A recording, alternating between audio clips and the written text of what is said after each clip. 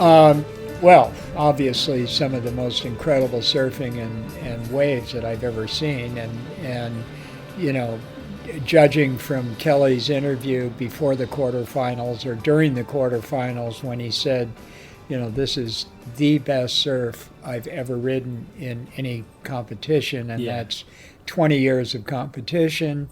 That's saying something. Totally. Yeah.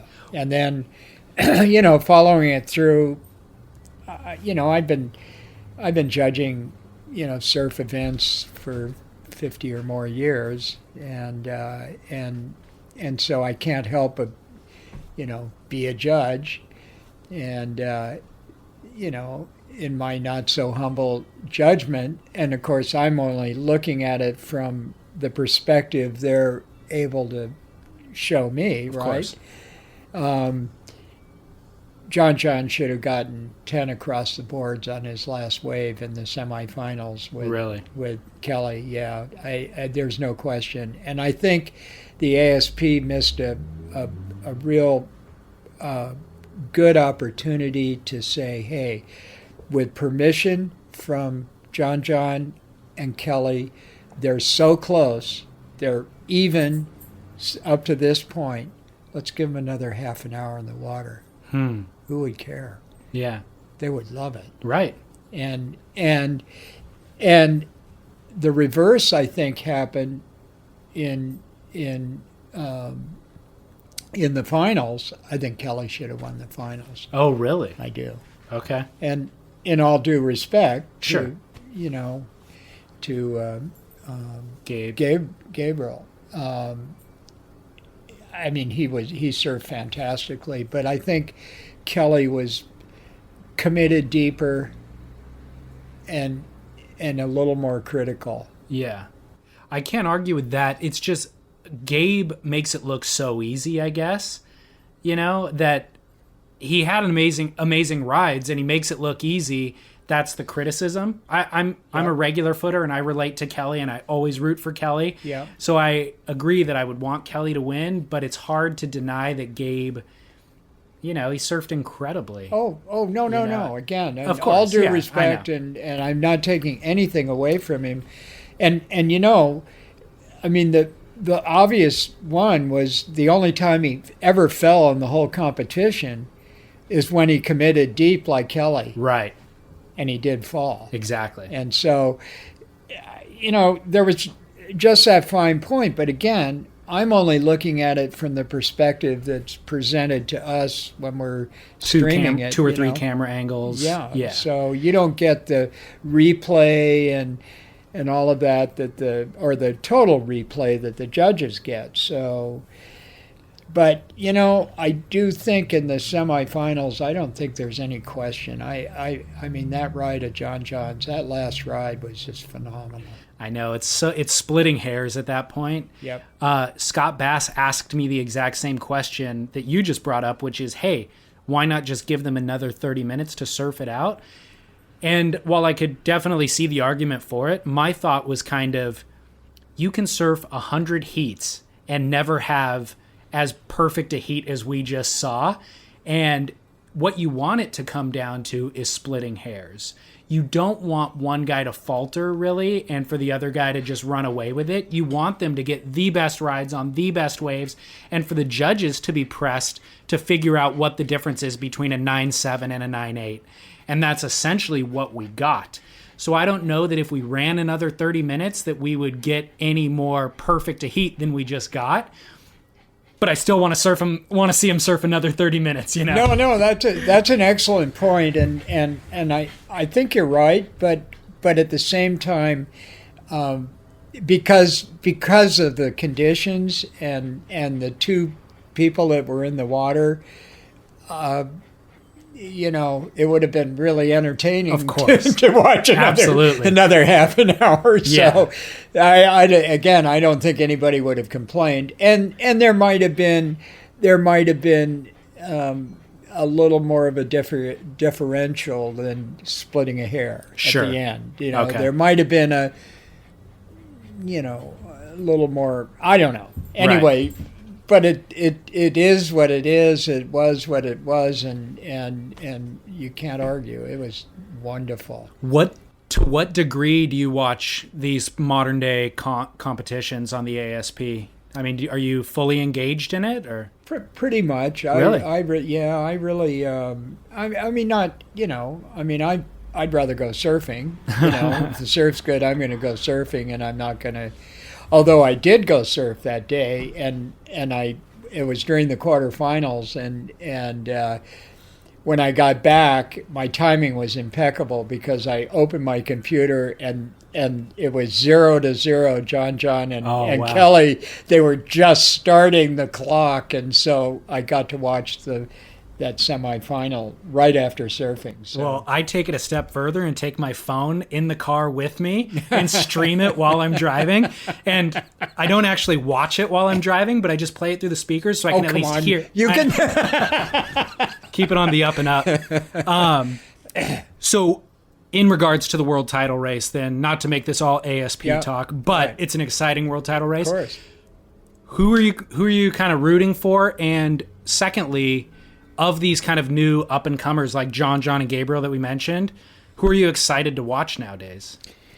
Well, of course, I'm with you. I'm a Kelly fan, and I always have been, and because he is an aging athlete, although you wouldn't know it, and he's so exciting, and he's so well knows the game, right? And he's a wonderful diplomat for surfing. I mean, who could be better than he is? At representing surfing in general. Right. He loves to surf, and he is an incredible surfer, and kind of in that regard, I don't know whether this is pertinent to what you want to know, but I got to judge Kelly, and I think it was the first West Coast competition he was in. It happened to be in Cabo, and it was Herbie Fletcher's contest that he had at Zippers, and Herbie had invited the best in the world at the time that could get there, and both longboarders and shortboarders. And so we judged both shortboard and longboard heats. And Zippers, I don't know whether you know the wave, but it can be an excellent wave. Yeah. And playful, but enough of a serious enough wave that it's really good. And Christian Fletcher at the time, and there was a free surf period where everybody's out in the water just having fun and exchanging waves and hooting. Christian goes down the line, and right in the middle of the lineup happens to be an exposed rock, and Christian just did this full bunny hop over the rock and air, right? Really? And landed it on the other side and continued down the line, which left everybody totally slack-jawed. Yeah. So it comes down to the finals, and Kelly and Christian are in the finals. And let me digress a second here. So longboarding, so through the 50s into the 60s, when surfing is starting to come of age, at the end of the 50s and into the 60s, the point breaks and reef breaks and all the really quality breaks are now crowded. So beginners to intermediates get pushed out to the edges, and consequently they develop their own style. They're riding beach breaks. Boards are designed for them. Their idea of surfing was get in as many maneuvers as possible before the inevitable happens. It's going to close out, and they're going to have to straighten out or whatever, or die, right? So that style is opposed to, say, the point break style, which was more about coming as close to getting wiped out as possible without getting wiped out and still make the wave. So back to the finals in Mexico, Kelly and Christian. Christian is doing these incredible airs high, doing stuff that now has is perfected now. But he's creating this stuff as he's going along, but going maybe higher than Kelly. Kelly was doing airs. Kelly was doing 360s and all this other stuff. But the difference between the two is that Christian would commit, but in doing so, he would blow the rest of the wave, where Kelly could complete the dance. He could do an air, maybe not quite as high or as radical as Christian's, but at the same time, he wasn't insulting the wave either. It wasn't just a ramp. He was using the wave. Anyway, so to me, that was a huge thing where it brought that sort of skateboard style, and Kelly kind of brought it into to where it was combined with the dignity and the grace of, say, the point break riders, and still employing the airs and all the rest of it. Right. And I've seen the ASP now go through stages, and I can even give you another example. A couple of years ago, in a semifinal with Kelly and you're going to have to Australian Goofyfoot, Owen Wright. They're in the semifinals, and the announcers, who are very articulate and knowledgeable, have just gone through a 10-minute litany on the new school in the ASP, airs and all of that. And Kelly takes off on a right, Owen takes off on a left. And yes, the left was a little bit shorter than the right. Kelly did his whatever he does, and Owen did this incredible, did this incredible 360 air, landed it perfectly, in perfect harmony with the wave, and continued down the line, and then did something else like that, and Kelly got a 1.5 or something more on his wave, and I'm going, what happened? You thought Owen got the better? I did. Again, I'm only seeing it from the perspective that's presented to us if we're looking at it on our computers. But now, whether there were politics involved, but that was the year that Kelly won the world title again, and he wouldn't have won it had he not qualified for the main, had he gone down in that semifinal. I'm not saying that's what happened, but in total opposition to what had just been presented. Right. And now it's back to respecting more of the power and the quality of the ride, as well as all of the possibilities of airs. And let me I got a couple questions. Who won the final between Kelly and Christian at Zippers? Oh, I'm sorry, Kelly won it. He did. Okay. Oh, yes, he did. So reflecting your thoughts. Sorry. Yeah, no, I should. I assumed he did based on what you were saying. Oh, yeah, he did, and I mean, there was a lot of controversy. I mean, Herbie was upset. Christian was crying. I mean, it was like people are, but as a judge, and all the judges concurred that Kelly just put it all together, and it was at that time that I just went, that guy, he's going to be the next world champion, and he was. So what year was that? 2 years. Early 90s. I don't know. Yeah, late 80s. Late 80s. Whatever. So I mean, he was still, he was like 15 or 16 or Okay. something. Yeah. So I had never really thought about the, you were talking about the transition, the point breaks got overcrowded, the high quality waves got overcrowded. And as a result, people ended up surfing beach breaks, and that changed kind of the way that people surfed and board design and all that.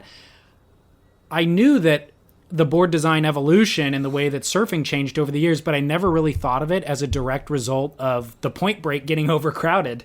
I guess you're right. Most people would prefer to surf the point break and by default be forced out of it. I never thought of that being a cause and effect, really. Well, I think it was. I mean, it's a way to explain it. I think that it's accurate. That's what occurred. Yeah. And I mean, it wasn't that we didn't ride beach breaks occasionally, but, you know, if you had a choice between Malibu or Rincon and a beach break, you know. Yeah. Guess what? Absolutely. Until it gets overcrowded. Until it gets overcrowded. Right. And so... Interesting. Yeah. And so I think, and then, you know, I was shaping and designing boards at that time, and you know, you get kids that would come in and they'd want a specific, you know, boards got shorter, more maneuverable, and because they wanted to do as many maneuvers as possible, again, before... you know, the wave closed out. Right. And so it influenced board design for sure. Yeah. And then, you know, and then longboards started, you know, that's 70s, say, you know, late 60s, 70s. And then, you know, obviously it's kind of swung back and forth. Sure. And you know, now the point break riders are seeing the possibilities with shorter, more maneuverable boards, and so, you know, they started getting those boards, and they influenced it because of where they're riding, you know, the design, and so, you know, that design has swung back and forth between the you know, crossing that line, right, and so, and I, you know, and again, you know, your original question about who would you like to see win the world title and who do you root for? I root for Kelly because Kelly was the glue that brought that all together. A huge influence. Right. Well, talking about he incorporated functional aerial maneuvers into the complete dance of the wave. That is definitely true, and it's certainly true at a wave like Lowers, let's say, that the contest is happening this week there. But I've had people, and you hear the webcasters talk about it, going into J-Bay and Bells, where they say, hey, you know, John is going to be surfing this event, and we're going to see maneuvers at Bells Beach that we've never seen before. And they're right to an extent, and I think this year John got a 10 for doing a big air at Bells. But at those waves, we haven't fully seen it incorporated successfully. Like John's 10 that he got, it was a one-wave maneuver, or a one-maneuver wave. He did a big air, but he didn't incorporate it into the dance. It was just one section that came, one big air, and he landed it. And at J-Bay, I don't think we've ever really seen anybody incorporate an aerial functionally, you know? Like, that's yet to be seen at those waves. We've seen it at Trestles, but not really at the real point breaks, you know? And maybe, you know, and I'll say never, you know, I will never say never because, you know, you've been proven wrong before. You're always proven wrong. But again, you know, if you look at it as a dance and your dance partner, you know, when you can get into a barrel at J-Bay, as opposed to, you know, maybe even coming out of it, well, I won't say never again, because maybe you come out of that barrel and at the end you've got a little bit of a ramp and you can do a 360 air and land it and get back in another barrel. Yeah. It's hard to envision. But it could be done, and it probably will be done, and yeah, maybe the rider will get a 10. But all in all, you know, it's going to be barrel riding because that's, you know, that's coming as close to the horns, you know, without getting gored. And it's funny because I'm paddle surfing, right? I've crossed to the dark side. Stand-up paddle. Stand-up paddling, right? And so when I get a surfer that's going, well, I don't get it, and I go, okay, well, look at all the best tube riders in the world. They all use their hand in the wave. Well, the paddle blade is a foil that's more efficient than your hand. And so I see the paddle blade as this wonderful hand that you can use and incorporate in the wave. And even though, John started doing stand-up backside barrels at Chopu, and Kelly followed suit equally well, and maybe better in some respects. So, maybe they don't always have to use that blade and or their hand, but you watch the tube riders, they're doing that in most cases. So is that to Not say every time? Is that to say you're getting barreled on your stand-up paddle then? It's a little harder on a stand-up paddle board, so, yeah.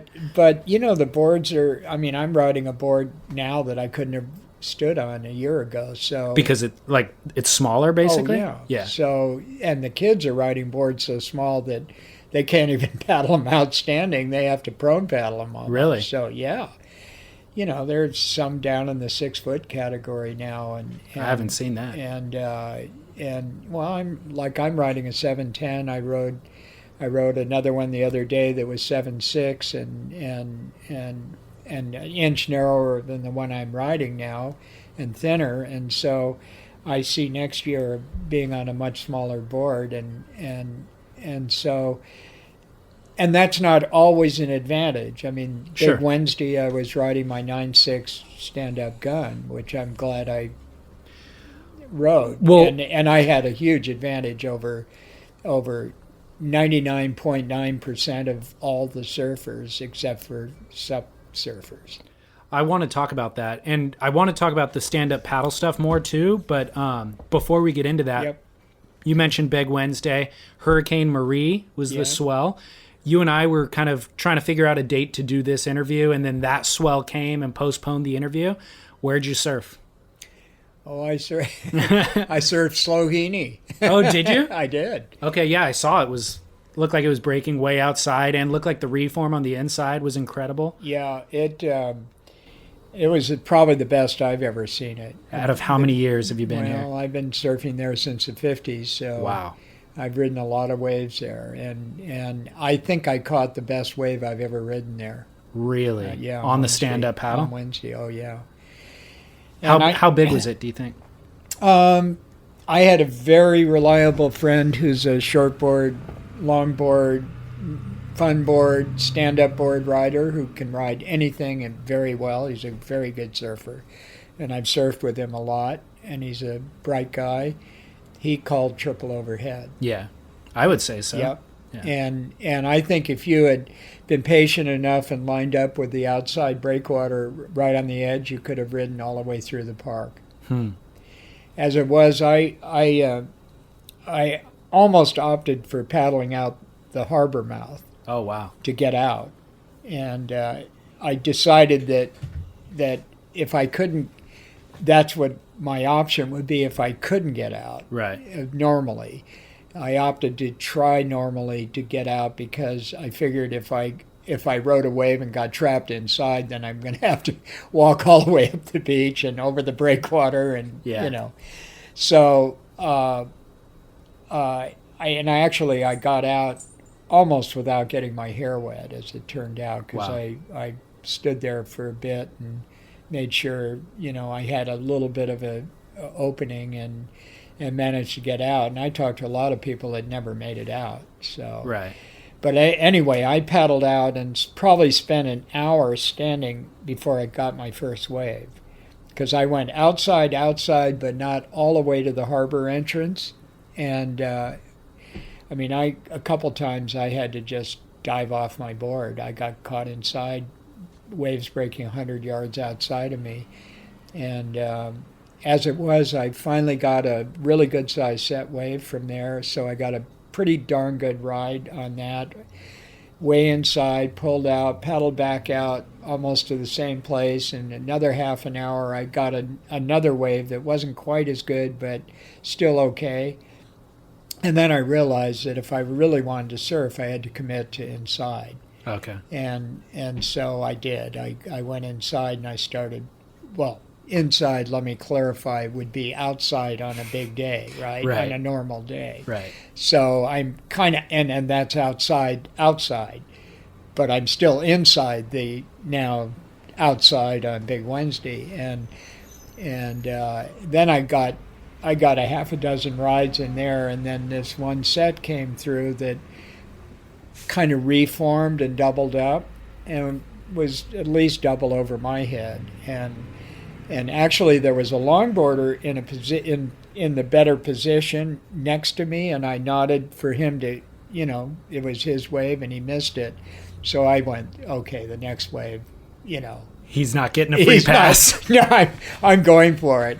And luckily I did, because it was, I think, the best quality wave I've ever ridden there. It was a Mackin doubled up, real wave, real power, perfect shape, full slotted for 200 yards. Really? Yeah, it was an amazing wave. And, wow. And I pulled out, and I had this big shit-eating grin on my face, and paddled back out, and I caught a couple more waves, and then I just went, it's about as good as it gets. Yeah. I'm done. Did anybody see it or acknowledge it or anything? Yeah, a couple people. One who I haven't talked with since then, who I sup ride with a lot, who's a real good surfer, that was out. Another one that's a longboarder that was out. In fact, we were surfing together yesterday, and he re-acknowledged that wave, and he said, yeah, that was a booking wave. That was really good. I hate to be that superficial that somebody else's acknowledgement would matter, but it does seem to. When you get a good wave like that and you think it's good, but to have somebody else validate it does kind of matter. Oh, no, for sure. Yeah. And it's so funny because there were, a lot of people should not have been out that day, and in fact, I don't know how some of them even got out there. Yeah. They just totally lucked up, and there were people like sideways, and one wave I got a lot of really good waves, but that one was outstanding. But one of my really good waves, I'm just fully slotted in this wave, and there's a guy on a shortboard, and he was frozen in fear. Absolutely frozen. He couldn't, and luckily didn't move, because the only problem I had, I thought he might go over the falls on top of me, because he was kind of not. He didn't know to paddle out or. Oh which yeah, direction. no, he was just frozen, and he was screaming, literally Really? screaming in fear. Yeah, just screaming. Thought you were gonna mow him I over. guess, but anyway. Crazy. Yeah, it was an outstanding day, and actually I went back up where I normally check the surf, and because that day was totally a positioning game, and so if you were not in the right position, you weren't going to catch a wave. Yeah. Period. And a lot of people didn't, and so I went back up where I checked the surf from, and spent another half an hour at least, shooting some photos and reevaluating position. For the next day, so that you would know? Yeah, and the next day was actually quite good also. Right. Not as big, but right. Really good. That's awesome. Yeah. Good story. Let's go back in history a little bit. Okay. You began surfing in 1947 in Malibu. Is that correct? Yeah, I think probably my first surfing experience was probably at State Beach or Santa Monica, inside the breakwater in Santa Monica, and was probably, I don't remember exactly, I got my mom to sponsor me for a board. In 1948, I bought a paddle board, which was they called them kook boxes. Right. Called a Surf King Junior, and it weighed about 50 or 60 pounds, and almost what I weighed. And I could drag it down the beach and get it in the water, but after trying to surf it, I'd have to end for ended to get it back up the beach, or somebody would have to help me carry it. And the lifeguard at Santa Monica State Beach showed me, a guy by the name of Bob Burns showed me how to make a fin for it out of the back of an apple crate, and screw it and glue it onto the board to give it a little more directional stability. And so, my first probably experience was in 1947, but I didn't really get aboard until 48. And then in the winter of 1950, again, my mom came through. Thank you, Mom. I bought a Quigg surfboard that he had made for his wife, Aggie. And it was right around Christmas time, and he needed the bucks, so I bought it for $55, brand new board, 810, 24 inches wide, 16-inch tail block, balsa board. Solid balsa. Solid balsa, and that was, from that time on, then I was scamming my way to Malibu any way I could get there, hitchhiking or getting rides with friends, because I just missed getting my driver's license at age 14. Oh, okay, because the law changed? Yeah, the law changed by months, Right. But yeah, so. I guess you were, in your book, I read that you were growing up on Uplifters Ranch was the name of it? Yep.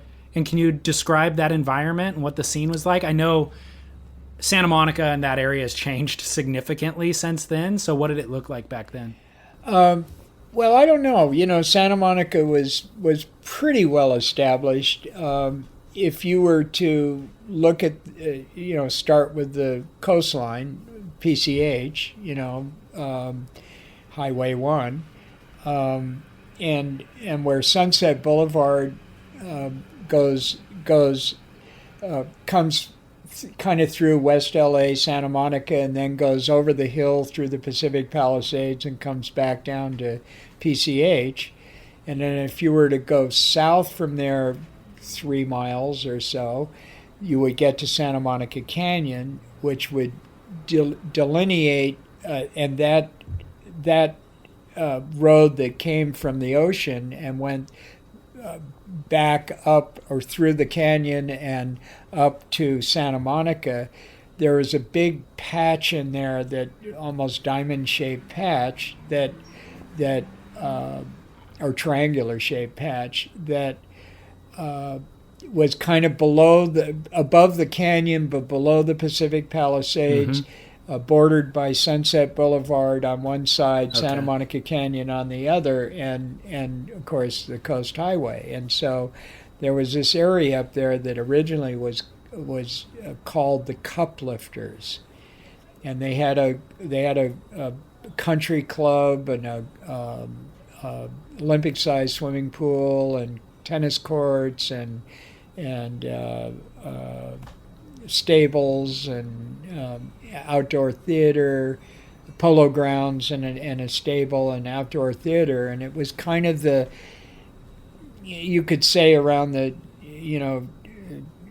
turn of the century, it was kind of the beach getaway before Malibu for people in LA and Hollywood, movie people and politicians and so forth. And when we first moved up there were dirt roads. It was all dirt roads once you got in there.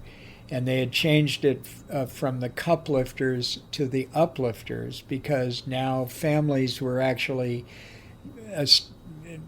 living there, and they thought that was more appropriate than Cuplifters. And right up the street, Earl Warren lived, and across the street, the first Tarzan lived, and Johnny Weissmiller, and later Lee Marvin bought that house. And so our house was a 7-bedroom, all redwood house on an acre. Wow. And if you drive through that area, the lots are, I think, still the same size. They were all mostly 1 acre lots, at least on our side, and it is one of the most beautiful places. They had the largest grove of coastal redwoods that far south, and they experimented with fauna and fauna, and again, because there was a lot of money that had gone in there originally, and they created this amazing environment that was walking distance from the beach, and so that's kind of where I grew up. And it sounds idyllic. Pretty good. Like rugged, yet celebrities, yet the beach is right there. And yeah, it was really ideal, and a lot of the Spanish land grant ranches, Leo Carrillo and so forth, were in that surrounding area, and so it was pretty exclusive, and of course State Beach, the advantage growing up there, Will Rogers State Beach, is that it was very eclectic. So there were movie people, there was a gay community, there were musicians and artists and surfers and just beach people. Right. And so as a kid, to grow up in that environment and get exposed to all of that stuff was really special. Sure. Yeah. Well, you said that you started writing that kook box and the lifeguard had to tell you to put a fin on it. And then later you got the balsa board, obviously. Joe Quigg was making boards. That's right. What were most people writing at that time? It was right at the end of the 100-pound redwood balsa era. Okay. And there were few people riding those, but by then balsa wood, was being used, and some of the there was and I'm trying to remember his name, Johnny Johnson, I think was his name, if I recollect. But he worked at Douglas Aircraft, and Douglas Aircraft had been experimenting with fiberglass and resin. So he would abscond with some of the materials, and they found that it worked as a good covering for balsa wood, which made balsa wood, waterproof, if you will. So you could, rather than varnish, you glassed the balsa wood boards, and they became more durable, and that kind of opened it up for, because I'm little and weak, and made it so the girls and I could surf, and so it was, again, timing was everything, and it was kind of at the end of the war. Malibu was had its group of surfers that surfed there, but it was I don't know, 15, 25 people that would surf there, off and on, but consistently, and because of the fiberglass and resin, and then that became available retail. And at that time, we used a catalyst called Garolist, which was this kind of yellow paste that you mixed with the resin, and it was a sun cure resin, not a thermal cure like the, Anyway, so that now just shaping a balsa board without the redwood and everything, and the board's getting smaller and lighter and smaller. It brought about more innovation and allowed us kids to get more creative on them, if you will. And so there was this young group of kid surfers that started surfing Malibu and pushing each other. I mean, shoot, we've got this consistent, one of the best consistent waves in the world to ride, and so you're putting each other on and being creative and laughing and hooting and Yeah. spending all day in the water, and there wasn't really a crowd Sure. to deal with. So Joe Quigg, Joe, I think he went to, is it Juilliard? He went to an art school and got into photography, and at that time there was no one commercially making surfboards, and Joe had the talent and the creative juices to shape and design surfboards, and I bought the board he made for his wife Aggie, and other people, Ricky Grigg, he wanted a board. He got a board from Joe because Joe was trying to make a living, and photography, I guess, wasn't Sure. satisfying that. So he started shaping boards and selling them. And Matt Kivlin, who is a architect, and Matt was this icon surfer, tall, handsome guy, who I think Mickey Dora actually replicated his style, Matt's style, because they almost look the same. Okay. And so I think the physical characteristics sort of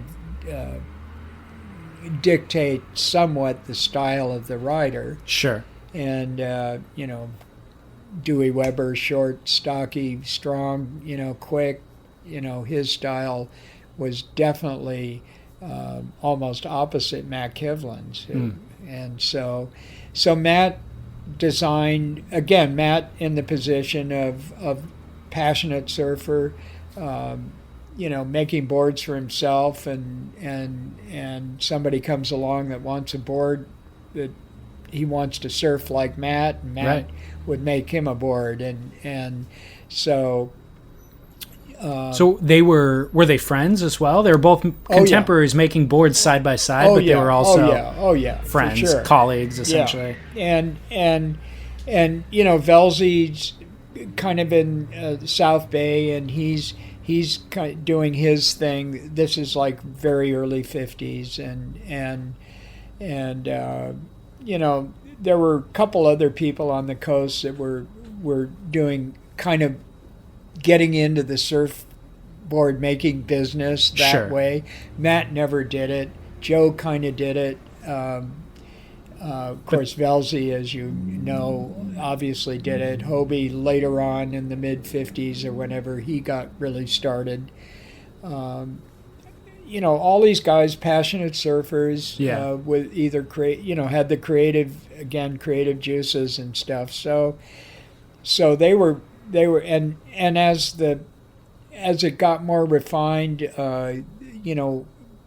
more people got knowledgeable about dealing with fiberglass and resin. Then some people specialized in glassing, so that took a little relief off of the shaper, who's now getting more orders than they can shape, and so the business kind of developed that way.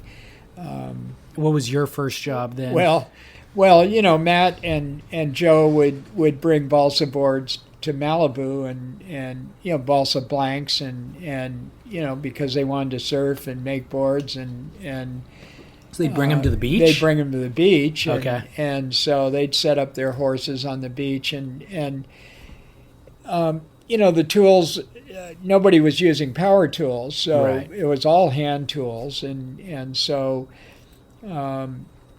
you'd use a carpenter's crayon to either draw the outline out on the balsa blank, or in Joe's case, which I dearly loved, he would take butcher paper, and he would draw the plan shape out full size on it. One side and the other side would be asymmetric, and he would look at them and decide which one he'd like, fold it in half, and then cut the outline he liked out, and that would be his template. Nice. And in fact, one of the other things that Joe did, which I really loved, was he would take these templates or this butcher paper, draw outline on it, and then he'd pin it up above his bed, and he'd lay in bed and he'd look at it, overhead, and then he always had his carpenter's crayon there, and he would modify that outline until he got what he liked. Interesting. The other thing he did, and this is a little later on when he got into designing boats, he would take the hottest boats of the day. There are long, skinny, narrow ones that would be really good to weather, shorter, fatter, wider ones that would be better off the wind, and he would scale them all to the same length, draw them on graph paper, and he kept overdrawing all these different outlines until he got this outline that was kind of the average between the long ones and the short ones. Okay. Because somewhere in there was, yeah, and that would be his outline that would be kind of all around, and that's kind of the way Joe surfed, and that's kind of how we designed. Mm-hmm. And start with the extreme and just whittle it back, kind of thing. He would find the average, what worked okay for both, and then you could, once you got there, then you could go either direction. If you wanted bigger waves, you needed the longer, narrower, skinnier ones, you could go in that direction, or converse to that in little waves, as the fish shapes developed and so forth. So back to Malibu, the blanks on the beach, well, again, all hand tools. So one of the tools you'd use to rough shape with would be an adze, which would be like a pickaxe with a broad head on it, and sharpened, and you could lay the blank down in the sand, stand on the blank, and then use the adze to peel out big chunks of balsa wood until you got it down to a reasonable level, and then up on the horses you'd use a draw knife. Well, if you're in the back and the tail where you could put the blank against your chest or stomach and use a draw knife to keep the board from sliding off the horses, that was okay, but it was way better to have a paperweight sitting on the blank so that you could use that draw knife anywhere on the board with impunity and accuracy. And so that became my job, and the pay at the end of the day, they'd go up, because I was too young, they'd go up to the Malibu Inn, buy a couple quarts of beer, and come back, and we'd take the balsa shavings and have a fire on the beach and burn the chips and drink beer and talk stories. So sounds like a perfect gig for a kid, man. Pretty good. Sit on a surfboard with your heroes watching the waves and then just drink beer with them. And that's what I think was the catalyst for me to become a shaper, because I really enjoyed the process, and I loved how Joe shaped. He was a sculptor. Okay. He would sculpt, and I just loved that process, and it just appealed to me. So yeah. This may be jumping ahead a little bit, but how did that evolve into then working with Hobie? I mean, can you remember the first board that you shaped? And yeah, I actually I got into repairing boards, and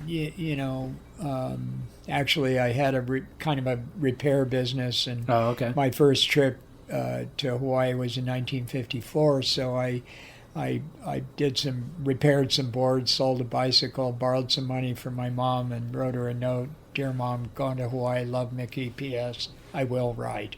But that's another story. Sure. So sometime around that time, I got a balsa blank, and I wanted to make myself a board. So I bought a draw knife, and I got a block plane, and I got sandpaper, and a saw and, the rough tools I needed to make a board, and made my own outline and everything. And then it was kind of the proverbial toothpick syndrome where you start big and end up with a toothpick. I kept screwing up and not knowing what I was doing, and the board got smaller and smaller, and finally got down in 7. I don't remember what I ended up with. I probably started with a 9-foot balsa blank and ended up somewhere in the 7-foot range, 7.6 or 7.4 or something like that, and pretty darn thin, probably around 2.5 or so thick, and kind of pulled in, pointy board, and not easy to ride. I rode it for a while, and then I digress again. Matt and Joe went to Hawaii, and I'm not sure whether they went together or the same year or whatever, but very early in the 50s. And Matt met a guy by the name of Bobby Patterson, who's nicknamed the Flea, and Bobby was probably the best small wave rider in the world, and so Matt kind of sponsored him to California because Bobby wanted to come to California. And Bobby and I met up at Malibu and were surfing together and stuff. And Matt at the time was just getting married, and Bobby had been living there, and he felt kind of uncomfortable because of, Matt and Diane. And so, we had this giant house. My parents really liked Bobby, and so I had my own room with my own bathroom and entrance. So, Bobby ended up living at our house. Okay.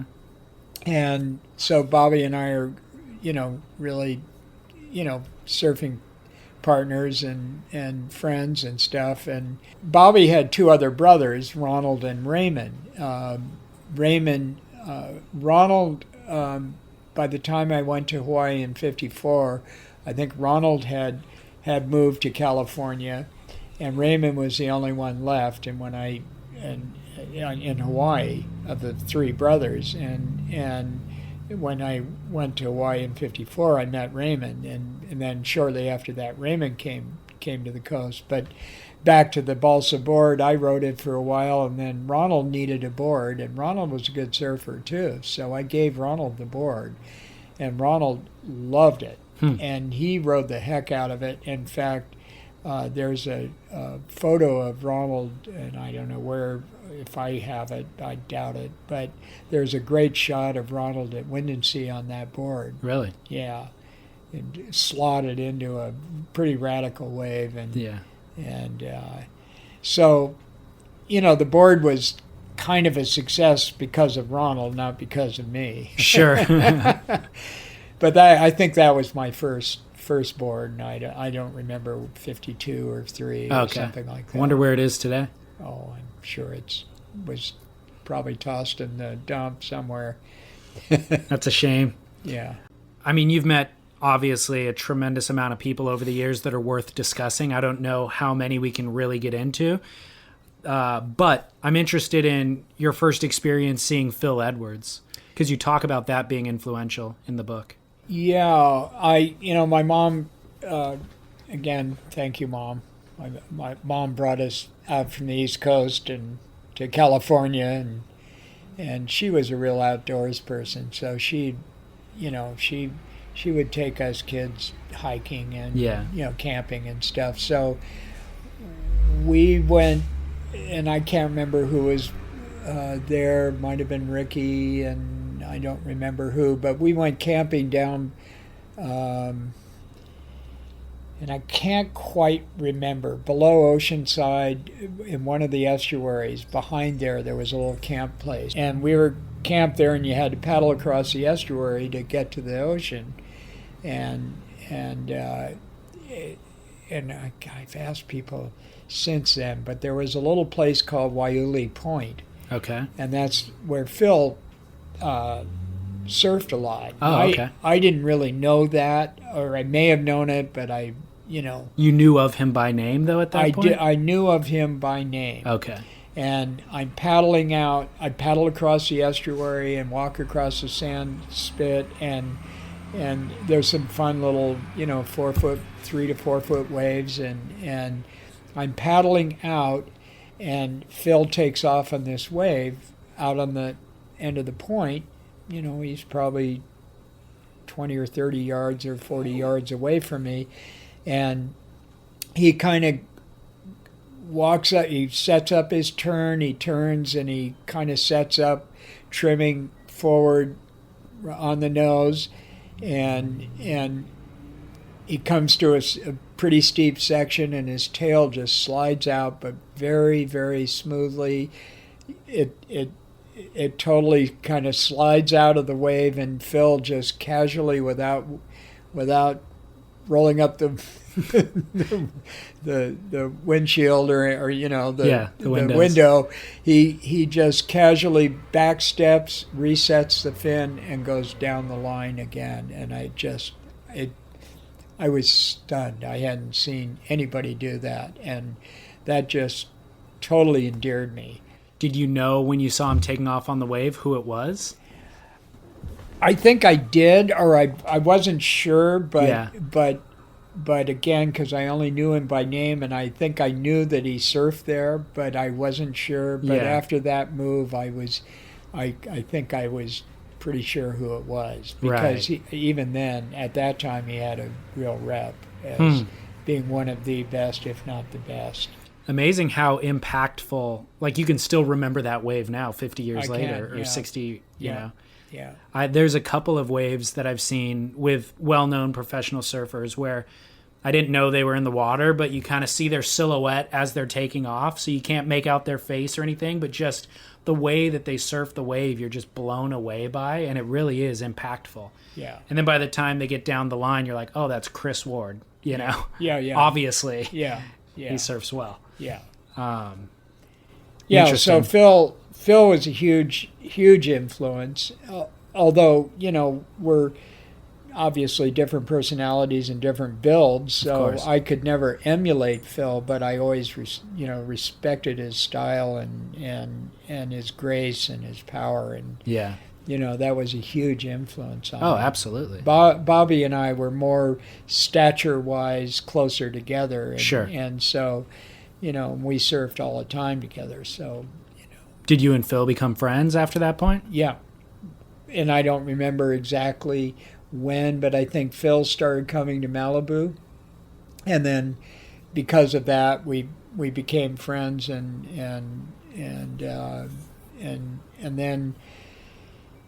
I moved to Southern Orange County in the late 50s, and Phil, I'm trying to remember when.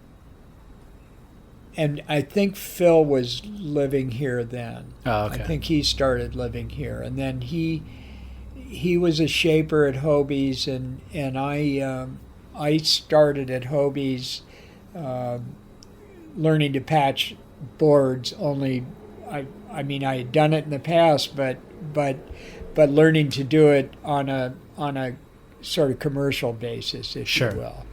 And so I started off, and that's when Hobie had built that building up in Dana Point, and it was the first building dedicated for the manufacture of surfboards, right?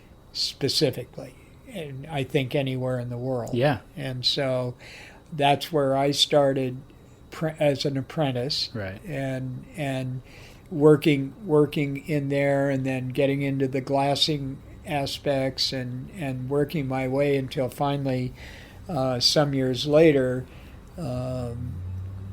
as a shaper. Yeah. And again, having mucked around shaping a few boards, or trying to shape a few boards, then I really learned, Right. Then a guy by the name of Ralph Parker, who was one of Hobie's shapers at the time, Terry Martin and Phil, all helping me and teaching me how to really shape, so that in production. Right. Dora, Mickey Dora, is kind of a polarizing figure, and I know you spent quite a bit of time with him. there's a story in your book about rocketeering, as you called it. And there's another story about having lunch with him at a place called Vans in Laguna. What was your experience with Mickey, and with Dora, and do you want to retell those stories at all? Or Mickey was kind of an outlaw, but very creative and very bright, and obviously an incredible surfer and passionate surfer.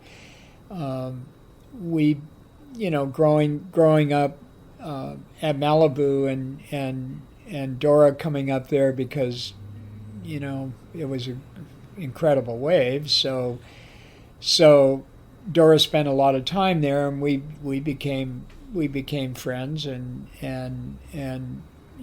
did a lot of stuff together. In fact, that first trip to Hawaii, it was Dora, myself, a guy by the name of Jimmy Fisher, and another guy, Mike Donahue. We made that first trip together to Hawaii, and moved into a house for $25 a month, split 4 ways. So that just about ended my $6 when I got there. First month rent. First month's rent. But anyway, the rocketeering. Again, Mickey's creative mind and so forth. Mickey built this 6-foot. Basically turned out to be a pipe bomb, but okay. but it was a galvanized and an 1.5 pipe or inch pipe, and he shaped and created this Sputnik for the end, right, which was the first Russian capsule to space. And had it all painted up and everything, and had made the fins and everything, and then, of course, the orifice that the propulsion was to come from was a big issue, and he's doing all these calculations, and we're and I'm kind of on the periphery, kibitzing on design, fins and so forth, and one of the things was to go to Tijuana to buy. You had to buy the stuff pitric acid, which you couldn't buy locally, and okay. so that was a big adventure, and then I can't remember. I think it was sulfur and pitric acid that you mixed together, okay. and in a certain combination, and that was the fuel, and a dynamite fuse and stuff to ignite. So it comes to the big day, right? All the preparation and everything, and so it's winter time at Malibu. There's no surf on the beach, and there's no one around, and so except for friends that are in on this experiment. And we actually dug bunkers and everything, and built a launch platform, and had the rocket sitting out on the beach ready to launch, and one of the guys involved had just broken his ankle or leg or something, and he was in a cast and on crutches, so we made him light the fuse. Wait, I read that in the book, and I just thought, just out of sheer being mean to him, or why? Oh no, because he wanted to, and we thought, well, but he's the least likely to avoid the explosion. Able to run for it. I know. Oh no, it was so bizarre. We were so bizarre. That sounds like Dora's idea. Actually, it could have very well been. Yeah. But we had doctors' uniforms on. Really?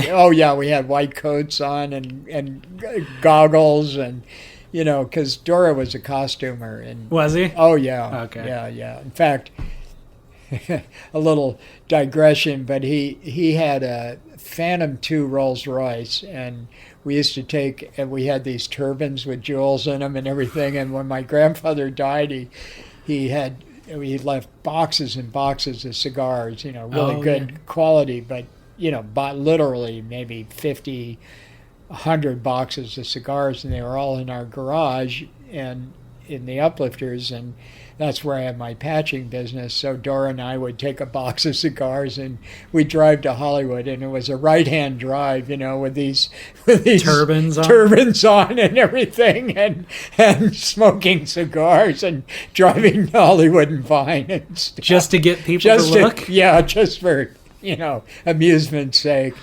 So, we're on the beach and we're in costume and the whole thing. And there was this ritual. I mean, it was like a big deal. And setting it up, mixing and tamping the fuel into the rocket. And anyway, bottom line is, John, can't remember John's last name. He was the one with the broken leg. And, he lights the thing and hobbles back and dives in the bunker.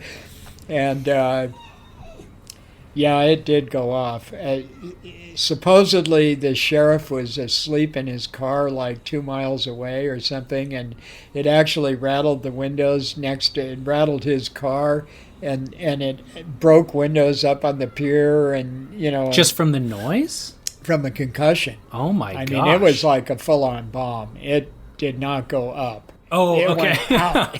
Got it. There was shrapnel everywhere. I mean, we were so lucky we didn't get hurt. Wow. And good thing you had that bunker. Yeah, oh yeah. And so we're, and we tried to take photographs of the whole thing. We were going to photograph it in launch, and somebody had, a camera. And anyway, long story short is the sheriff comes down the beach, and he's got this young kid in tow, and in his hand he's got this piece of shrapnel. It's smoldering, still probably smoldering, kind of thing. And all right, who are the Rocketeers? And then Dora stands up. He goes, "We're not Rocketeers. There are no Rocketeers here." Obviously, you were, though. I mean, what did the sheriff? Racketeers. Oh, Racketeers. Oh. Dora's totally twisting his. Got it. Like, how dare you? How dare you call us? Right. We're Racketeers. And finally, he confused the sheriff to the point where the sheriff just, went, "No more of this." And really, yeah, he turned around, walked away, because didn't want to argue. He had no proof, Sure. And the little kids pointing at us, and we're all laughing. Right, but that was kind of Dora's shtick, though, right? Was just kind of confuse them with comedy and kindness and charm or whatever. Yeah, just dazzle them with footwork. Right. Yeah, and it seemed to work. Well, in this case it did, but we didn't get arrested. Right. We didn't have to pay for the windows and all of that, so. Well, and we were lucky no one got hurt. Of course. Yeah. The other story, which I thought was pretty poignant, was him doing some of that footwork when you guys went to lunch, and it having the same effect and getting away with it, but it affected you differently. You viewed it through different lenses, it seemed. Well, yeah. I mean, and again, Dora, there was a line of ethics, and the older, when you're a kid and you're a young kid and you're influenced by your peers, and okay, shoplifting, that's okay, or if somebody leaves something somewhere, it's okay, if they're in the water or whatever. And so there's this minor petty stuff going on, and then as you're getting older, you realize that maybe this isn't too cool. This is not too good to do. Yeah. You don't want it to happen to you. Why should you do it to someone else? And right. So that line had been kind of drawn. We were all surfing trestles together, and ended up by driving in one car, 4 of us, after surfing, we're driving through Laguna, and in North Laguna, on the ocean side of PCH, was this little restaurant that was run by an elderly couple called Vans, and they were the nicest people in the world. I mean, you walked in there, you ordered a baked potato, they washed the potato and put it in the oven, and 45 minutes later you got your dinner or lunch, right? And they fed you until you were full. it wasn't like just one portion. It was like, do you want more? Yeah. And they would put 2 baked potatoes in for you, right? Like going home for dinner. Yeah, your mom exactly. cooking. And they were just the nicest people. And so the 4 of us go in and we're famished and hadn't eaten all day. And Dora goes, I don't even know if he said, I'll buy you lunch. I don't think he did. But we went in to eat. And so it's like late lunch. It's 4 in the afternoon or something, before dinner time, before the place is loaded up with people. And Mrs. Van is serving, and she's the nicest, and we eat our, whatever we had. And then, the dessert, cream pie or, apple pie or whatever, all those dessert possibilities. And again, when they brought dessert out, it was not just one piece, it was as many as you could eat, right? Yeah. So we finish up, Dora goes, hey, I'll take care of the tab. Well, everybody kind of went, okay, we know what that means. You guys go out to the car. So, we kind of excuse ourselves and walk out to the car, and we're getting in the car, and Dora goes to the bathroom, and he comes back out, and he's just getting to the car, and Mrs. Van walks out, and she had this real high voice, boys, I think you forgot to pay for your lunch. And Dora, started, going into this diversionary monologue, and she goes, but that's okay. She goes, we'd like to buy you lunch. We really enjoyed having you in here, and we hope you come back again. And with that, she turned around, took the bill back in with her, turned around, walked away, and Dora gets in the car. I mean, it was like she threw the ball in our court. Okay. Big time. So she knew. Oh, she knew exactly. That you guys were going to try to She skip. knew exactly what happened. She knew exactly. And she totally threw the ball in our court. And it made such a huge impression on me that was it for me. I never crossed the line again, ever. So even though she knew you guys were going to skip out on the bill. She didn't know that when we... But once Dora started backpedaling, she figured out. Oh, no, she knew once Dora walked out the door, right, okay. She knew that Dora was trying to, or all of us were trying to scam them. But rather than making a scene and making you feel bad, she just thought, I'm going to take the high road, offer them this gift. She did make everybody. I don't know whether she made Dora feel bad. That was going to be my question, yeah. I don't know, because Dora's rationale was always, if I don't take it, somebody else will.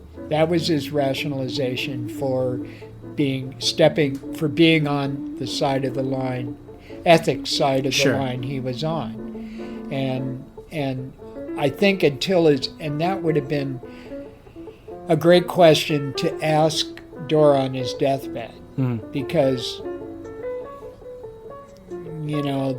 the backside of the story is shortly after that, Dora was off traveling. We would see each other in other places in the world, at various times, or, wherever it might be, but we never really hung out together much after that, if at all. And so, but again,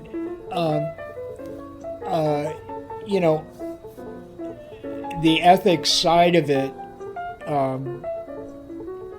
I just, he was still somebody I had some respect for. Yeah.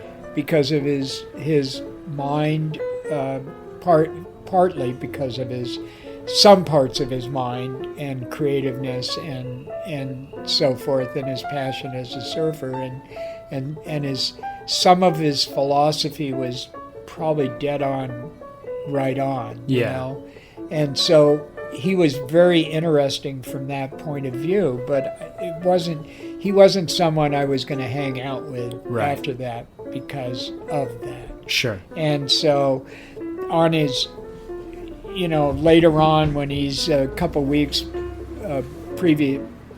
before he was on his way out, I mean, he was on his way out, but he went out a couple weeks after visiting him. I think during that visit, he was trying to apologize for some of his actions on the not so ethical side of right. the line, and maybe on his deathbed, I would have asked him about that. Yeah. That incident, because it sure affected me. Yeah. Huge. Did you ever see Miss Van again? Mrs. Van again? I did. You'd go back because I was a local Laguna person, and I did go back in there and never talked about it with her, but I think I didn't have to. Yeah. She already knew.